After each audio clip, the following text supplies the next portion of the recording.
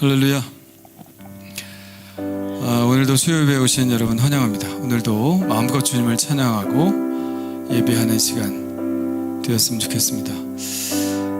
신앙생활이라고 하는 것은 우리 자신에게도 중요하지만 우리가 신앙을 잘 지키고 믿음을 잘 지켰을 때 우리의 신앙이 계속해서 전수되고 퍼져나갈 수 있는 것이죠. 내가 거기서 끊어지게 되면 신앙도 그 이어짐이 끊어지게 되는 겁니다. 그래서 우리는 어떤 상황에서도 믿음을 지키고 환난과 시험 속에서도 이 믿음을 잘 지켜나가야 하리라 믿습니다. 우리의 선조들이 그렇게 했고요. 우리에게 이것을 또 주님께서 요구하시는데요. 우리 찬양하시면서 그런 다짐의 마음을 갖도록 하겠습니다. 환난과 핍박 중에도 성도는 신앙 지켰네. 할렐루야.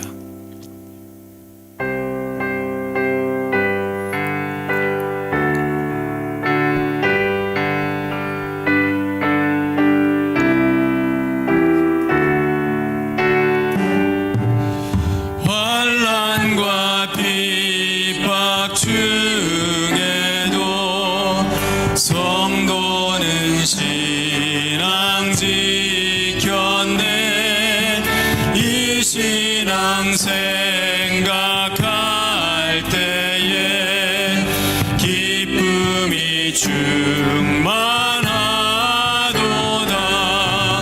성도의 신앙 따라서 죽도록 충성하겠네. 옥중에 매인 성도나 양심은 자유 얻었네. 우리도 고난 받으면 죽어도 영광 되도다. 성도의 신앙 따라서 죽도록 충성하니 성도의 신앙 본받아 원수도 사랑하겠네. 인자한 언어 행실로 이 신앙 전파하리라. 성도의 신앙 따라서 죽도록 충성. 3절 성도의 신앙 본받아 원수도 사랑하겠네. 인자한 언어 행실로 이 신앙 전파하리라. 성도의 신앙 따라서 죽도록 충성한 성도의 신앙 따라서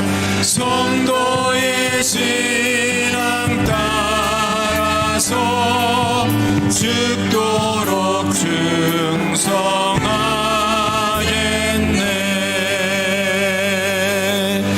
아멘. 예, 좀 두려운 말이긴 하죠.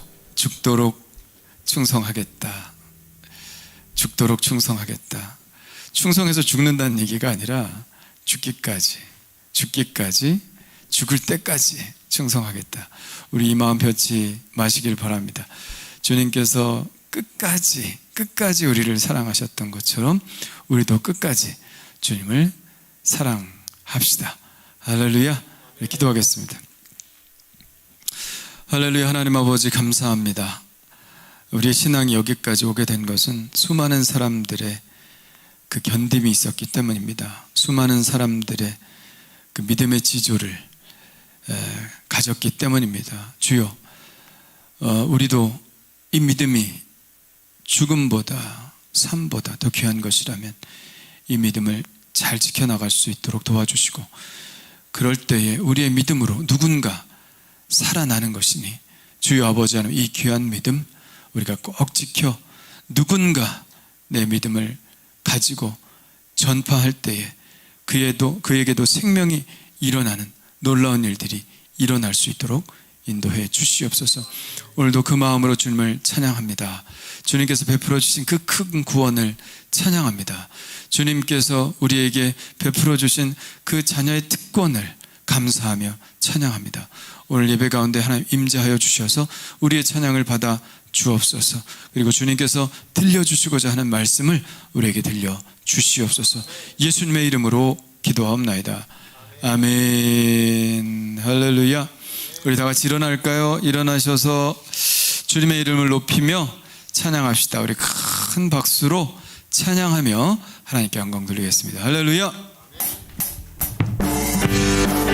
예수님의 이름은 가장 높으신 이름, 그 이름을 찬양하기에 합당하신 분입니다.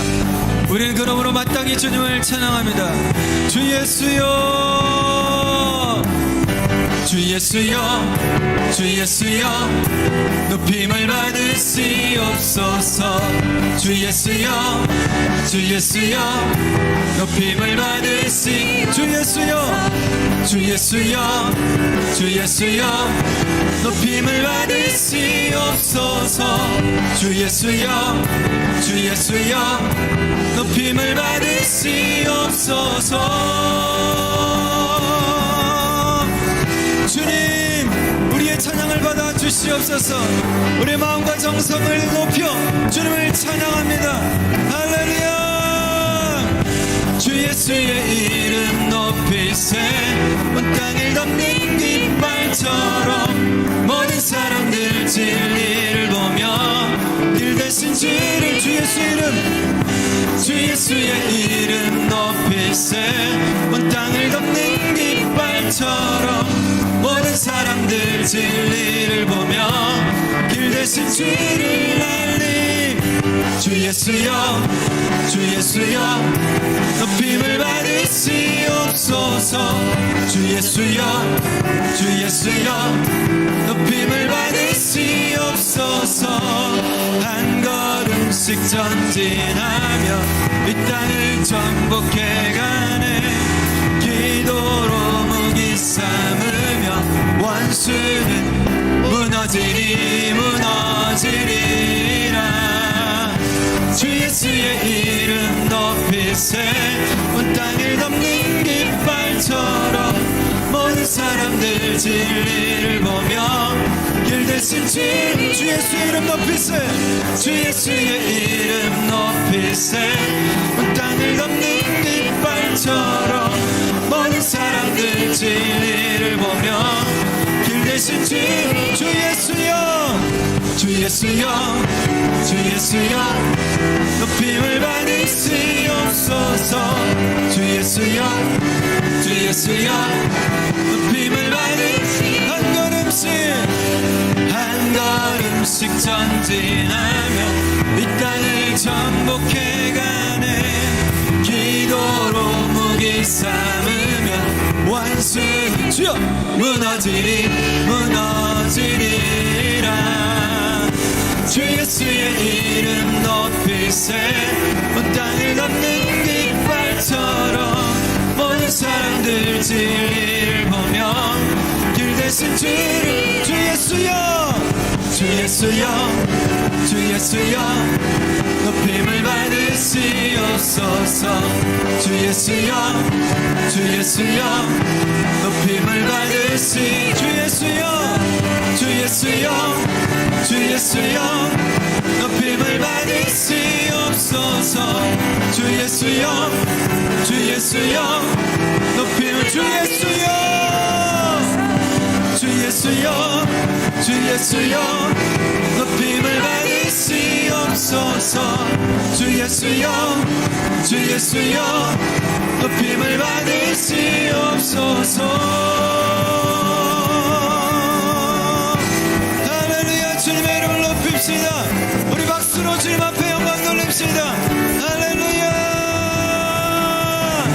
기뻐하며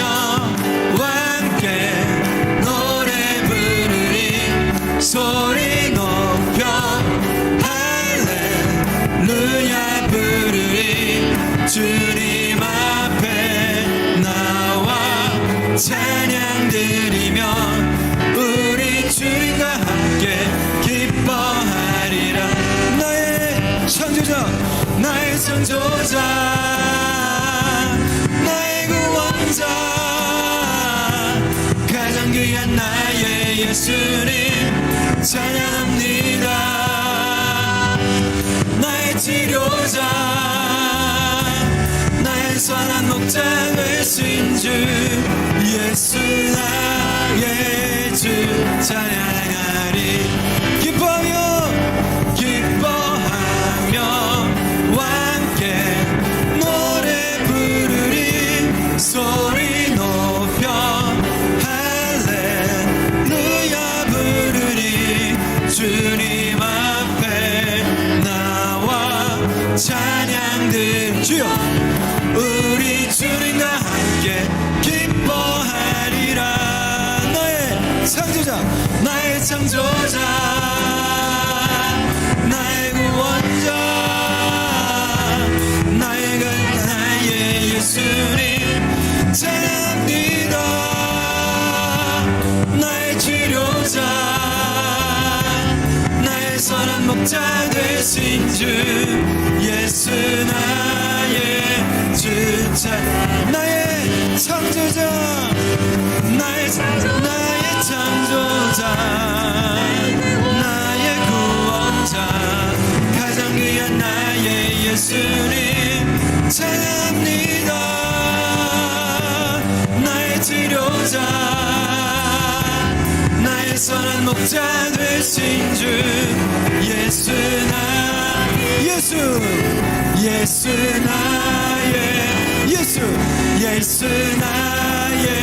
주 찬양하리.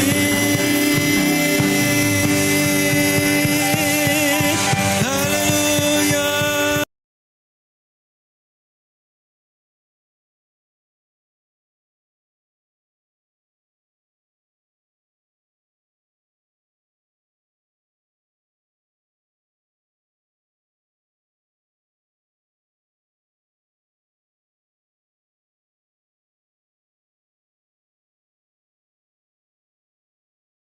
기도해야 된다고 말씀드렸는데 말씀에 씨앗을 심고 계십니까? 아니면 열매를 보고 계십니까? 기도해야 될 때죠. 네, 이 해가 가기 전에 후회하지 말고 기도의 분량을 채워나갑시다. 지금까지 기도 못했어도 이제 주님께서 기대하시는 만큼의 기도를 우리 드리면서 갔으면 좋겠습니다. 이 가을에 기도의 결실을 맺읍시다.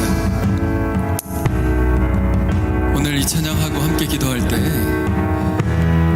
하나님 기도의 일꾼 되게 하여 주시고 기도해서 성령 받게 하여 주시고 성령 받아서 그리스도를 전할 수 있게 하시고 그리고 정말 교회 안에서 서로 사랑하게 하여 주시고 이 세상에 나가 주의 빛을 증거하는 자가 되게 하여 주시옵소서.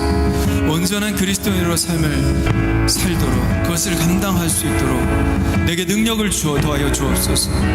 우리 그렇게 한번 기도하면서 참된 그리스도인, 정말 하나님께서 기뻐하시는 그리스도인 되게 해달라고, 참 신앙인 되게 해달라고, 내가 바로 그런 열정의 신앙인 되게 해달라고 우리 함께 기도했으면 좋겠습니다.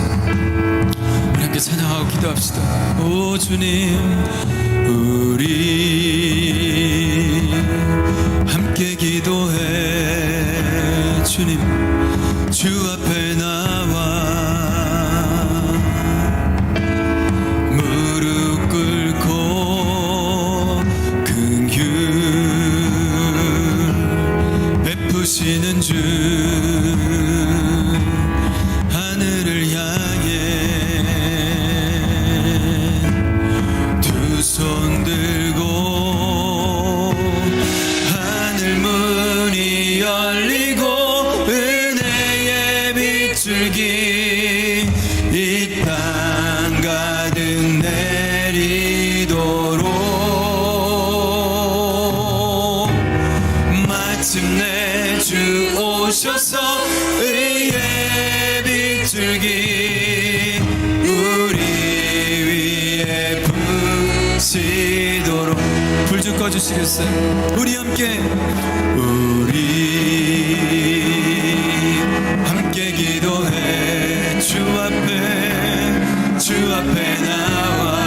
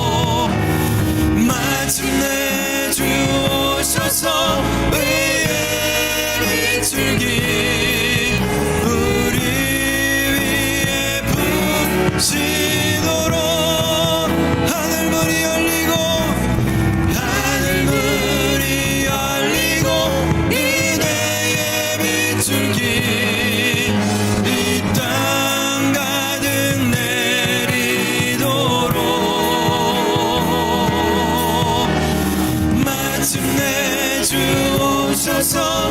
의의 비출기 우리 위에 품시.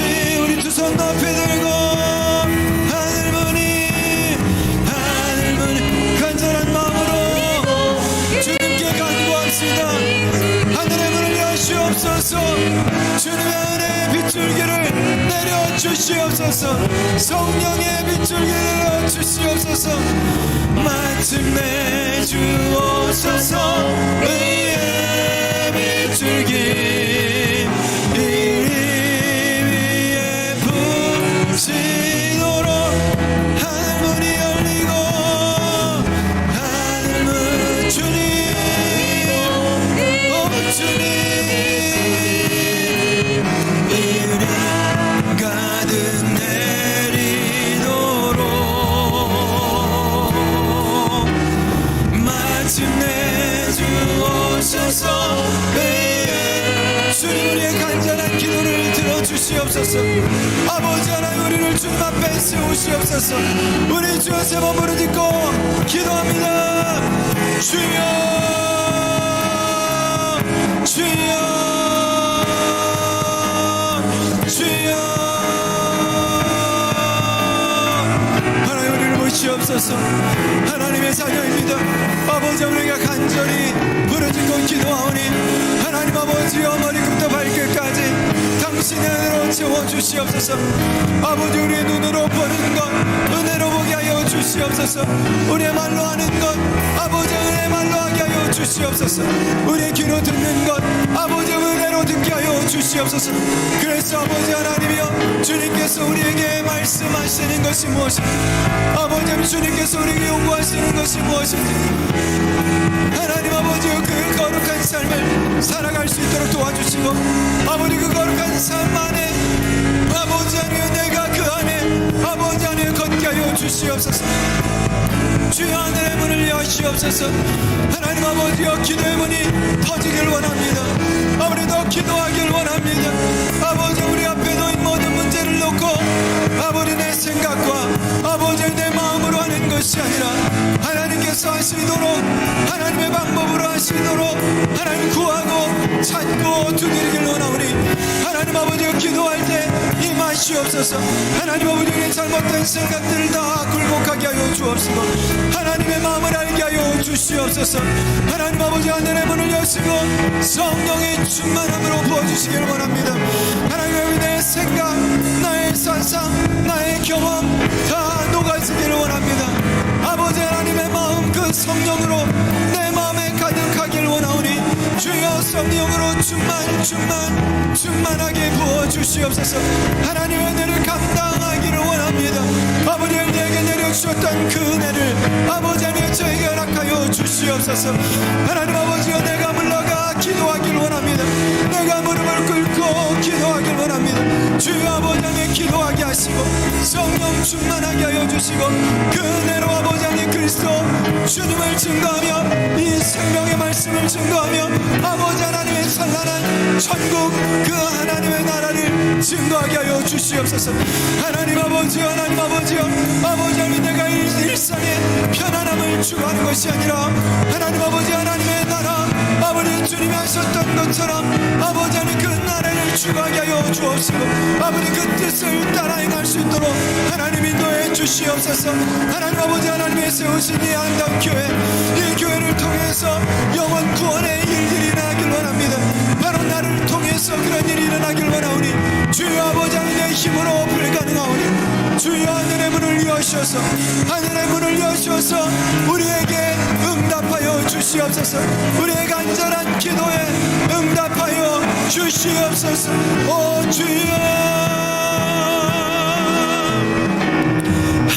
하늘문이 열리고 은혜의 비출기 이 땅 가득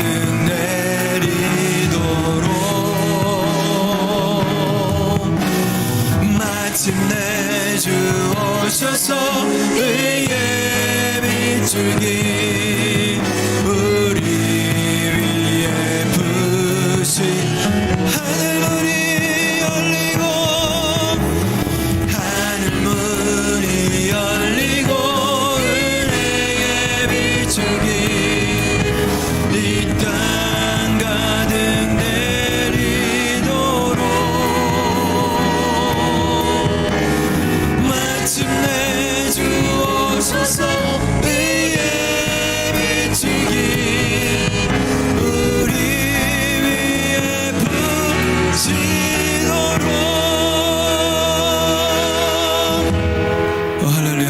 감사합니다. 지금 예배 시간뿐만 아니라 우리가 일상의 삶 속에서 무릎을 꿇는 자가 되게 하여 주시옵소서.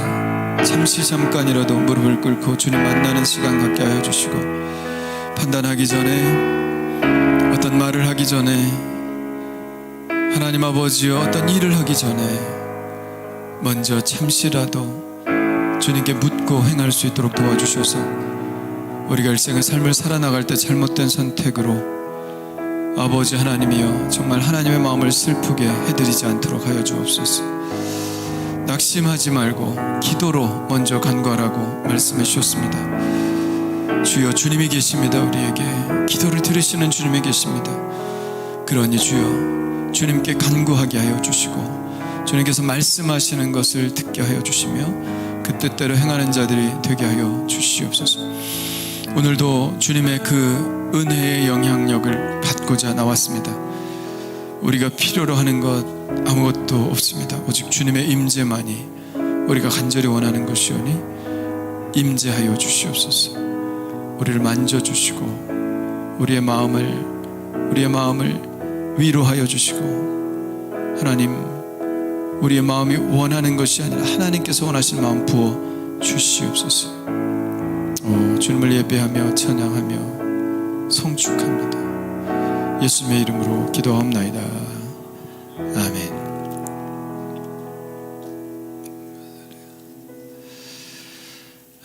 기도합시다. 네, 기도합시다. 자, 오늘 암송 구절이 어떤 구절인가요? 자, 암송 한번 해보겠습니다. 시작. 나의 계명을 지키는 자라야 나를 사랑하는 자니, 나를 사랑하는 자는 내 아버지께 사랑을 받을 것이요 나도 그를 사랑하여 그에게 나를 나타내리라. 요한복음 14장 21절 말씀. 아멘. 계명을 지키라는 얘기는 하나님의 말씀대로 살라는 얘기죠. 그게 뭘 증명한다고요? 주님을 향한 나의 사랑을 증명하는 것이 말씀대로 사는 것이라고요. 그러면 주님이 우리 앞에 나타나신다. 이렇게 보이게 나타나시는 것은 아닐지라도 우리의 삶을 인도하신다는 거죠. 주의 말씀대로 행하는 자는 하나님이 인도하십니다. 아무리 말해도 말을 안 듣는 자는 주님이 인도하실 수가 없어요. 그래서 순종하는 자는 계속해서 순종의 길로 나가는 겁니다. 다시 한번 읽어볼까요? 시작. 나의 계명을 지키는 자라야 나를 사랑하는 자니, 나를 사랑하는 자는 내 아버지께 사랑을 받을 것이요 나도 그를 사랑하여 그에게 나를 나타내리라. 요한복음 14장 21절 말씀. 아멘. 자, 저긴 예수님이 고별사라 그랬죠. 예수님의 고별사 몇 가지 나옵니까? 중요한 게 뭐예요? 기도해라. 그죠? 내가 가도 기도하면 괜찮다. 성령 받아라. 성령께서 오실 것이다. 나 가도 괜찮다. 세 번째 뭐예요? 사랑해라. 너희들이 사랑하면 내가 그 안에 있다. 이거 아닙니까? 14장이니까 그 안에 있는 말씀이죠. 자, 인터넷으로 예배하시는 분, 홍성일 권사님 반갑습니다. 우리 김상미 집사님 반갑습니다. 문찬모 성도님 반갑습니다. 네, 우리 찬양으로 한번 해볼까요? 암송.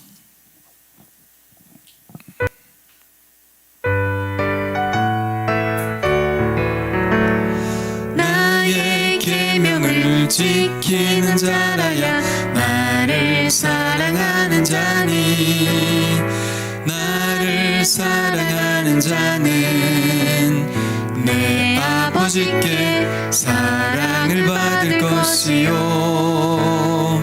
나도 그를 사랑하여 그에게 나를 나타내리라.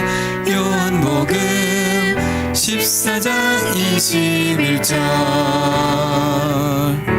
유튜브로 좀 들으세요. 들으시면 일주일 내내 이게 왔다 갔다 해요. 저도 계속 왔다 갔다 합니다. 한 번 더. 나의 계명을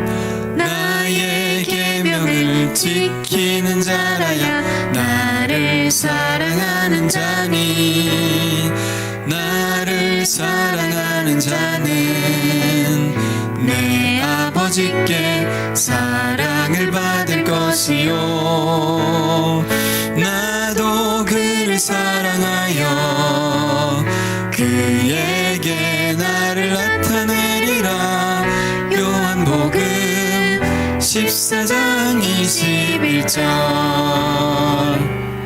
아멘. 자, 괄호넣기 오겠습니다. 시작.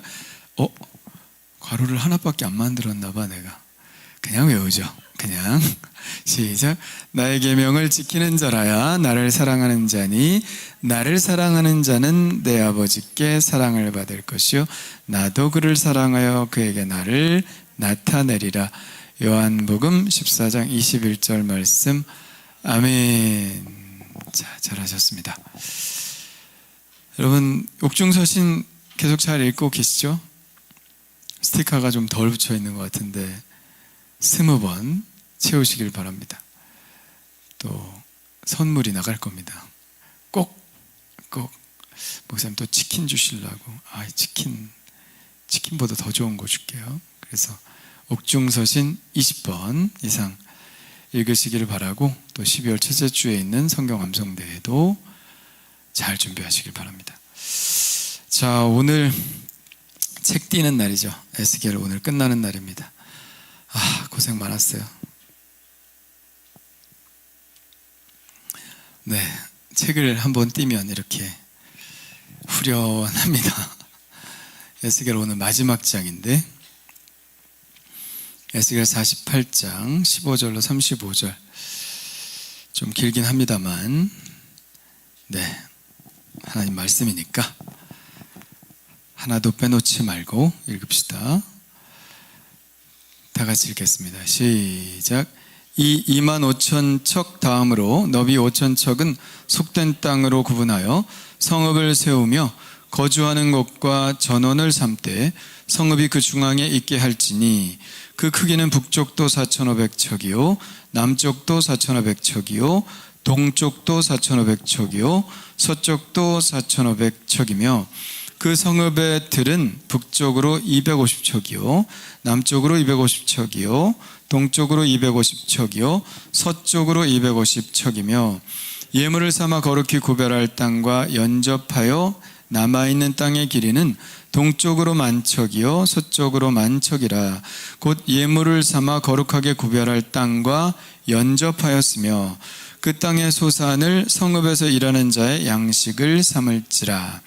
이스라엘 모든 지파 가운데에 그 성읍에서 일하는 자는 그 땅을 경작할지니라. 그런즉 예물로 드리는 땅의 합계는 길이도 25,000척이요 너비도 25,000척이라. 너희가 거룩히 구별하여 드릴 땅은 성읍의 기지와 합하여 네모 반듯할 것이니라. 거룩하게 구별할 땅과 성읍의 기지 좌우편에 남은 땅은 군주에게 돌릴지니 곧 거룩하게 구별할 땅의 동쪽을 향한 그 경계선 앞 25,000척과 서쪽을 향한 그 경계선 앞 25,000척이라. 다른 목들과 연접한 땅이니 이것을 군주에게 돌릴 것이며 거룩하게 구별할 땅과 성전의 성소가 그 중앙에 있으리라. 그런즉 군주에게 돌려 그에게 속할 땅은 레위 사람의 기업 좌우편과 성읍의 기지 좌우편이며 유다 지경과 베냐민 지경 사이에 있을지니라.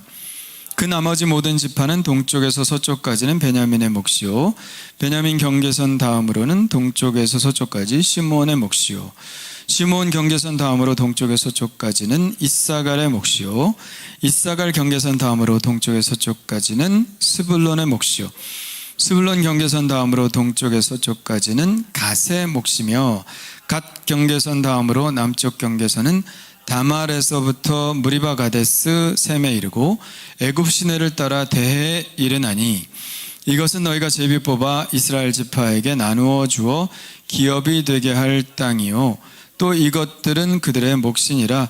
주 여호와의 말씀이니라.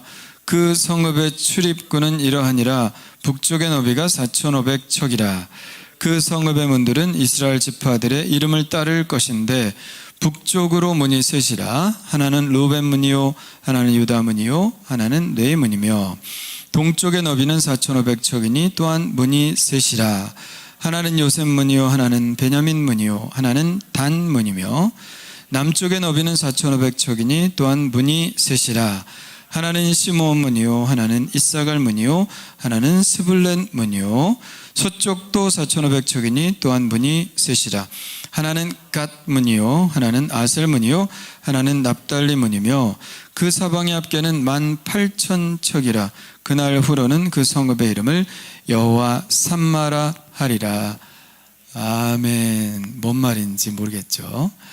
자, 우리 옆 사람 인사합시다. 당신이 복입니다. 당신이 복입니다. 당신이 복입니다. 자기에게 얘기해 주세요. 내가 복입니다. 내가 복입니다. 아멘. 자, 앞에 큐티를 계속 해오신 분이라면 이 부분이 앞에도 좀 나온 부분이다 하는 것을 알 겁니다. 자, 이게 어떻게 된 거냐면 40장부터 하나님이 성전의 환상을 보여주시잖아요. 성전 이야기를 하신 다음에 그 어떤 구역을 정합니다. 성전을 중심으로 한 구역을 제사장의 구역이라고 해요. 그 그림 한번 보여주세요. 그림 보여주시면 성전을 중심으로 제사장의 구역. 제가 이렇게 돌려서 설명을 해야 되나? 예, 제사장의 구역이 있죠. 그리고 레위인을 위한 땅, 저기 레위만 사는 땅입니다. 그리고 맨 아래에 성읍, 여기는 이스라엘의 수도와 같은 거예요. 수도. 그리고 양 옆으로 군주의 땅이 있죠. 저건 이스라엘의 가운데 쪽에 있는 것이고 그 위로 8지파, 그 밑으로 6지파, 하나, 둘, 셋, 넷, 다섯, 여섯, 6지파. 그렇게 쭉 늘어서 있어요. 북쪽 끝에서부터 단지파에서 쭉쭉쭉쭉쭉 내려오다가 저 거룩한 땅, 특별한 구역이 이렇게 있고 그 밑으로 오늘 23절에 나온 것처럼 베냐민, 시므온, 이사갈, 스불론, 갓까지 이렇게 이스라엘 땅이 그렇게 형성이 되는 겁니다. 자, 오늘 그래서 이야기하는 것은 15절에 뭘 얘기합니까? 15절 한번 읽어볼까요? 시작.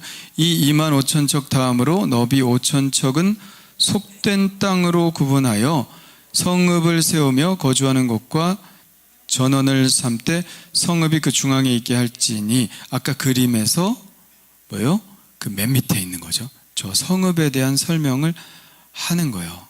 성읍에 대한 설명. 자, 좀 작죠? 위에 제사장의 몫은 아래로 길이가 1만 척이잖아. 그죠? 여긴 25,000, 1만. 저 레위인도 25,000, 1만. 그런데 저 성읍은 25,000, 5,000. 그래서 여기도 25,000, 전체적으로 이쪽에도 25,000 척이 되는 것이죠. 자, 근데 이 땅은 15절에 보니까 뭐랬어요? 속된 땅으로 그렇게 되어 있죠. 속된 땅. 속되다라고 하는 것은 우리가 생각하기에 저속한 이런 식으로 얘기하잖아요. 속되다, 약간 부정적으로 더러워, 약간 이런 인식이 있기 쉬운데 그런 게 전혀 아닙니다. 이것은 앞에 거룩한 땅이 있잖아요.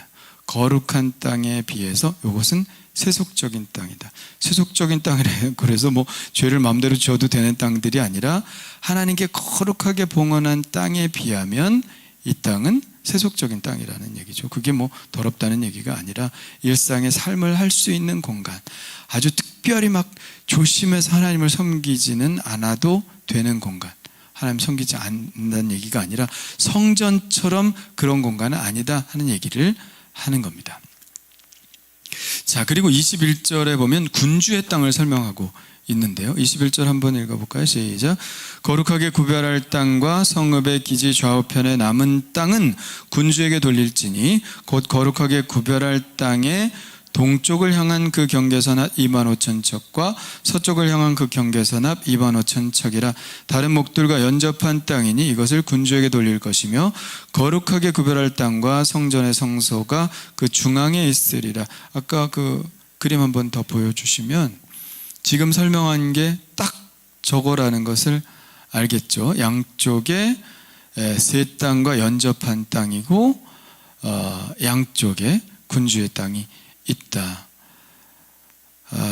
그리고 동쪽으로는 요단강이 있겠죠. 거기가 끝이야. 그리고 서쪽으로는 지중해가 끝입니다.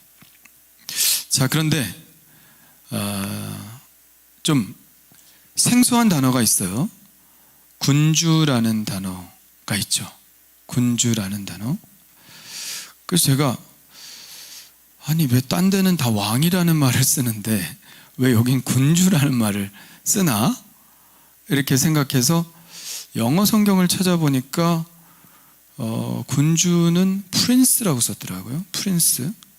우리가 프린스 하면 뭐 왕자 이렇게 생각을 하지만 영주 이런 의미도 됩니다. 프린스는 뭐 분봉왕 같은, 그러니까 각자 다스리는 지역의 영주, 약간 그런 느낌이죠. 그리고 왕이라고 하는 해석에 있는 원래 단어는 영어는 킹이라고 되어 있더라고요. 그래서 히브리어를 또 찾아봤어요. 히브리어도 여기 다르게 써 있나 봤더니 다르더라고요. 왕은 멜렉라고, 멜렉 이렇게. 그리고 군주는 나시라고 되어 있더라고요. 그 완전히 다른 거죠. 그래서 왜 갑자기 군주라고 하면 우리는 그냥 왕이라고 생각하는데 군주라고 번역을 했어요. 자, 그렇다면 왜 에스겔은 왕이라는 단어를 쓰지 않고 군주라는 단어를 썼을까? 이것은 에스겔이 가지고 있는 왕에 대한 부정적인 의식 때문에 그렇죠. 새로운 땅에 다스리는 사람은 이제 이전에 우리가 생각했던 그런 왕이 아니다. 이스라엘에는 사실 왕이 없죠. 누가 왕입니까? 유일한 왕? 하나님. 이스라엘에는 하나님만 왕이야. 그 왕은 뭐예요, 그럼? 하나님의 대리자죠. 하나님께서 말씀하시는 것을 시행하는 사람이 왕이야. 다른 나라에서 왕이 있기 때문에 왕을 세우긴 했지만 그건 하나님 싫어하셨지. 내가 왕인데. 하나님만 성해. 사무엘한테 그러잖아요. 그들이 나를 버린 거다. 너를 버린 게 아니라 나를 버린 거다. 사무엘한테. 지금 사무엘이 하나님의 말씀에 따라서 사사로 일으켜서 뭐 싸움도 하고 다 그랬잖아요. 그렇게 지금까지 지나왔는데 막 백성들이 왕을 세워달라고 하니까 사무엘이 섭섭했겠지. 내가 사사인데 또 왕을 세워달라고 하니. 그러니까 하나님이 그러셨어요. 야, 너를 버린 게 아니라 나를 버린 거다 그랬어요. 그러니까 누구밖에 왕이 없는데? 이스라엘은 하나님밖에 왕이 없는데. 그래서 하나님이 왕이시고 이스라엘의 왕들은 하나님의 대리자로서 통치해야 되는 거예요. 옆에 선지자 이런 사람 잘 두고, 기도하는 사람 두고. 근데 이런 역할을 제일 잘한 사람이 누구야? 다윗이죠. 다윗은 정말 잘했어요. 하나님 마음에 합한 자라고 했으니까 하나님하고 마음하고 뭐 실수도 한번 하긴 했지만 꼭 맞는 자였습니다.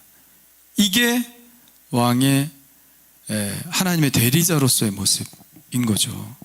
그런데 그 이후의 왕들은 어떻게 됐어요? 그 이후의 왕들이 보여준 모습은 매우 실망스러웠죠. 결국 왕들이 하나님의 예언자를 통해서 자꾸 이쪽으로 가라면 자꾸 자기들 마음대로 반대쪽으로 가는 거지. 바벨론과 화친해라 말을 안 듣고 자꾸 애굽하고 붙어가지고 바벨론에 대항하려고 하는 거지. 선지자들은 다 그렇게 안 했는데. 그래서 결국 왕의 잘못된 결정들로 인하여 이스라엘이 망하게 되었지 않았습니까? 물론 이스라엘이 망한 건 우상숭배나 압제나 이런 것 때문이겠지만, 그러나 그렇게 완전히 쫄딱 망하지 않을 수도 있었어요. 대충 왕 세워지고 잘 하면서 그냥 명맥은 유지할 수 있었어요. 그런데 왕들은 그것을 선택하지 않았죠. 하나님의 말씀을 듣는 게 왕인데 그들은 그렇게 하지 않았습니다. 그래서 34장 15절 보시면 하나님이 이렇게 말씀하세요. 왕 목자에 대한 얘기 쭉 하시면서 읽어볼까요? 시작. 내가 친히 내 양의 목자가 되어 그것들을 누워있게 할지라 주 여호와의 말씀이니라. 누워있다는 건 뭐예요? 양이 이렇게 편안하게 누워있게. 누가 왕이 되어서? 내가 친히, 하나님이 친히 왕이 되셔서 그렇게 하시겠다, 그런 말씀 하신 것이죠. 누구 얘기하는 거예요? 선한 목자 되신 예수 그리스도 메시아가 오셔서 참된 왕으로 너희를 다스릴 것이다, 이런 말씀이죠. 그러한 메시아와 그러한 나라, 그가 다스릴 나라에 대한 그 간절한 기다림, 고대가 바로 새로운 성전과 새로운 나라에 대한 비전에 그대로 투영돼서 에스겔에게 나온 겁니다. 여러분, 내 자신이 내 자신의 왕이라고 생각하지 마십시오. 누군가요? I'm the king of the world 그랬잖아. 누가? 감독이 타이타닉 아카데미 받고 나는 왕이다. 교만입니다. 우리는 왕이 아니라 군주는 될 수 있어요. 프린스는 될 수 있지만 왕은 아니다. 왕은 언제나 하나님이시라는 사실을 여러분 분명히 아시기를 바랍니다. 왕은 완전히 전적인 권세를 가진 사람을 말하죠. 처음부터 끝까지. 하나님 우리에게 그걸 허락하셨습니까? 아니죠. 선악과가 뭐예요? 너 이 에덴 동산에 있는 거 다 다스리고 다 먹어도 되고 다 너의 말 앞에 있을 것이다. 그러나 선악과를 바라보면서 뭘 느껴야 돼? 아, 나에게 명령하시는 분이 한 분 계시다 하는 사실을 알아야 되는 거 아닙니까? 내 위에 딱 한 분 계시다. 누구? 하나님. 그런데 선악과 사건이 보여준 게 뭐예요? 그 하나님 무시한 거야. 아니야, 내가 하나님과 같이 될 수 있어. 이게 뭐예요? 내가 왕이 되겠다, 이런 거 아닙니까? 그래서 인생이 망하는 겁니다. 하나님만 의지하고 살아야지. 여러분은 왕이 아닙니다. 하나님만이 여러분의 왕 되심을 믿으시고 여러분 순종하는 삶을 사시기를 간절히 축원합니다. 또 오늘 생소한 단어가 하나 나오는데요, 마지막 절에 나옵니다. 마지막 절 한번 읽어볼까요? 35절인데 시작. 그날 사방의 합계는 18,000척이라 그날 후로는 그 성읍의 이름을 여호와 삼마라 하리라. 아멘. 자, 이 성읍은 거기 성읍 한번 보여주시겠어요? 그림? 네, 성읍. 요게 성읍입니다. 성읍. 이게 성전은 아니에요. 아까 성전 제사장 땅 그 밑에 성읍 있죠. 그 성읍을 얘기하는 겁니다. 새 이스라엘의 수도라고 할 수 있죠. 저 성읍이 새 이스라엘의 수도입니다. 그러면 우리가 생각하기엔 상식적으로 새 이스라엘의 수도니까 새 예루살렘이라고 해야 돼. 새 예루살렘이라고 해야 되는데 그 말을 쓰지 않습니다. 에스겔은 40장부터 48장까지 새로운 이스라엘에 대해서 얘기하는데 예루살렘이란 말은 한 번도 안 써요. 왜 그럴까요? 예루살렘에 대한 부정적인 인식이 있는 거예요. 이 에스겔도. 뭐예요? 예루살렘은 에스겔과 같은 선지자가 볼 때 예루살렘은 타락한 도시야. 아주 우상숭배의 도시였어요. 그래서 에스겔은 예루살렘 대신에 그와 비슷한 말로 예루살렘이란 말을 대신합니다. 여호와 사마. 원어로 하면 발음이 비슷해요. 제루살렘, 제후와 사마. 비슷하지 않아요? 이거 원어는 아니지만. 그래서 예루살렘이 아니라 여호와 삼마다 뭐예요? 하나님이 거기 계시다. 아멘. 예루살렘 수도라고 하지만 거기 하나님이 계시지 않아서 망했습니다. 하나님이 떠나실 수밖에 없었죠. 그 우상숭배의 자리에 어떻게 하나님이 계십니까? 그런데 이제 하나님이 거기 계시다. 여호와 삼마라고 이름할 것이다고 얘기하는 것이죠. 우리의 사는 곳, 성읍은 바로 여호와 산마가 되어야 합니다. 하나님이 거기 계신 곳이 되어야 합니다. 그런데 이 에스겔의 성전의 환상은 이루어졌나요? 이 에스겔의 성전이 이 땅에 건설이 되었나요? 40장부터 그렇게 자세히 막 설계도를 그려서 성전이 막 눈앞에 지어진 것 같이 보여졌는데 이게 실제로 예루살렘이나 지상에 세워진 적이 있나요? 아니죠. 성전은 3번 세워졌어요. 첫 번째 성전은 누구의 성전? 솔로몬의 성전. 그리고 포로로 돌아와서 세운 성전이 스룹바벨의 성전. 이 시기한과는 좀 다르죠. 그리고 3번째 성전이 누굽니까? 예수님을 어릴 때 예수님 죽이려고 했던 헤롯 대왕이라고 그러죠. 헤롯 대왕. 헤롯의 성전. 헤롯의 성전은 엄청나게 크게 졌죠. 솔로몬 성전보다 훨씬 크게 졌습니다. 헤롯이 왜?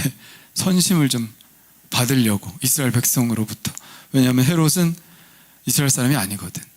헤롯은 에돔 사람이거든. 그 로마에 가가지고 이렇게 해가지고 이스라엘 왕이 된 거야.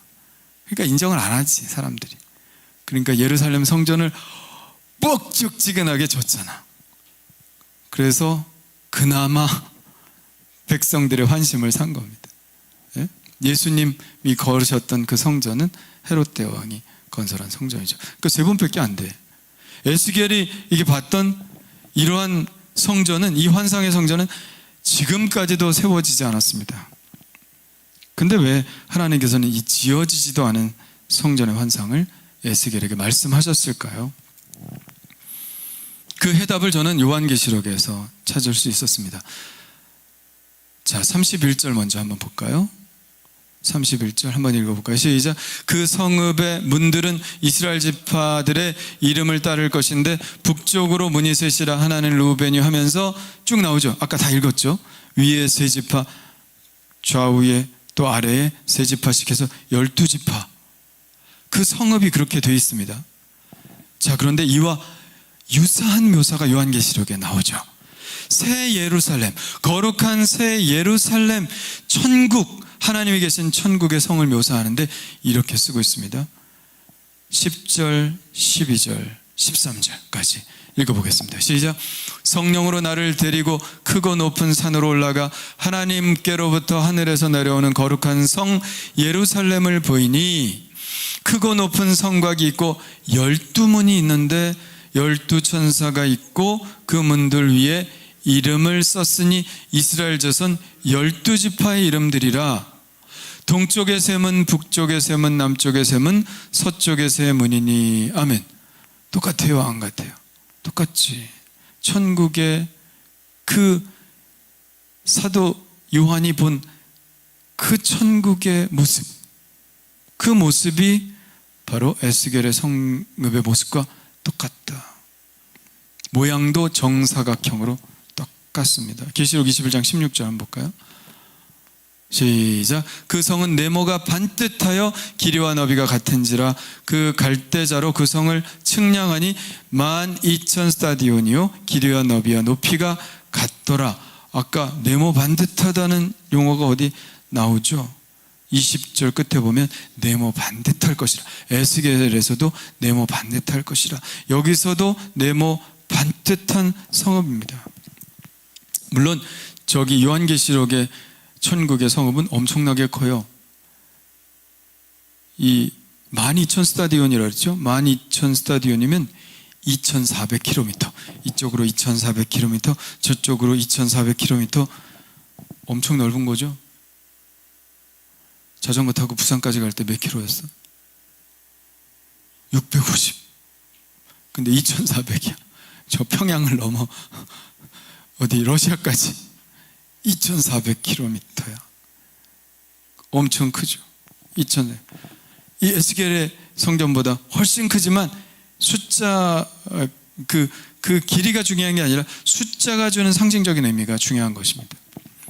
정사각형, 요한계시록에 나오는 정육면체는 완전성을 상징하죠. 또 12,000스타디온이라고 하는 이 크기는 우주적 규모를 상징합니다. 12라고 하는 숫자는 뭘 말하죠? 아까 문도 그랬지만 12라는 숫자는 이스라엘 12지파 12죠. 예수님의 12제자 12죠. 이건 뭐예요? 하나님의 백성을 말하는 거야. 12는 하나님의 백성, 포괄적으로 하나님의 백성을 말합니다. 또 요한계시록에 하나님의 백성의 숫자가 나와요. 14만 4천.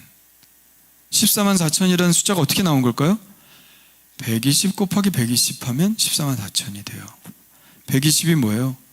오순절에 막 기도했던 그 성도들의 숫자가 120 아닙니까?